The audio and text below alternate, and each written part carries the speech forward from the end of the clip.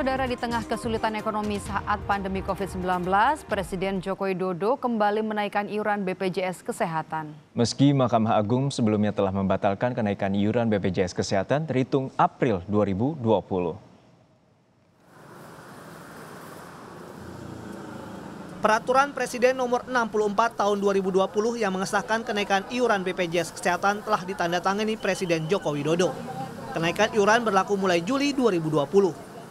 Kenaikan iuran kali ini adalah usaha pemerintah yang kedua. Setelah yang pertama, aturan kenaikan BPJS Kesehatan mulai Januari 2020 dibatalkan Mahkamah Agung pada Februari 2020. Dalam putusan Mahkamah, pemerintah diharuskan mengembalikan iuran BPJS Kesehatan ke tarif lama per April 2020. Tapi, tarif lama cuma bisa dinikmati selama 3 bulan oleh rakyat yang tengah kesulitan ekonomi di tengah pandemi COVID-19. Pada Juli 2020, iuran BPJS Kesehatan kembali naik. Alasan kenaikan, kata Menteri Koordinator Perekonomian Erlangga Hartarto, supaya program BPJS Kesehatan bisa tetap berlanjut. BPJS ya sesuai dengan apa yang sudah diterbitkan. Nah, tentunya ini adalah untuk menjaga keberlanjutan dari BPJS Kesehatan untuk ada iuran yang disubsidi pemerintah. Nah, ini yang tetap diberikan subsidi, sedangkan yang lain tentu menjadi iuran yang diharapkan bisa menjalankan keberlanjutan daripada operasi BPJS Kesehatan. Di aturan baru, seluruh tarif peserta mandiri naik dari aturan 2018 ke aturan 2020.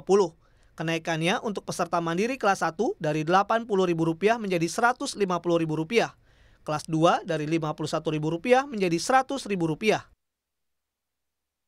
Untuk kelas 3 yang disubsidi, kenaikan iuran dari Rp25.500 menjadi Rp42.000.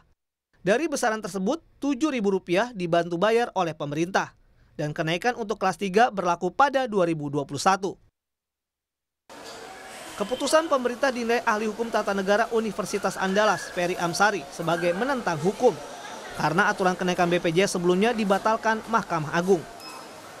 Pemerintah untuk menaikkan iuran BPJS adalah bertentangan dengan putusan Mahkamah Agung nomor 7 PHUM 2020. Di dalam putusan Mahkamah Agung memerintahkan perlu perbaikan sistem BPJS terlebih dahulu. Jadi jangan adanya timbul fraud di BPJS, kesemrautan sistem, data peserta yang tidak pasti dan bermasalah, itu kemudian dibebankan kepada masyarakat atau kepada peserta. Keputusan pemerintah sudah dibuat. Di tengah kesulitan ekonomi dan sosial akibat pandemi COVID-19, pada Juli mendatang, masyarakat kembali harus membayar lebih banyak jaminan sosial kesehatannya kepada pemerintah. Tim Liputan, Kompas TV.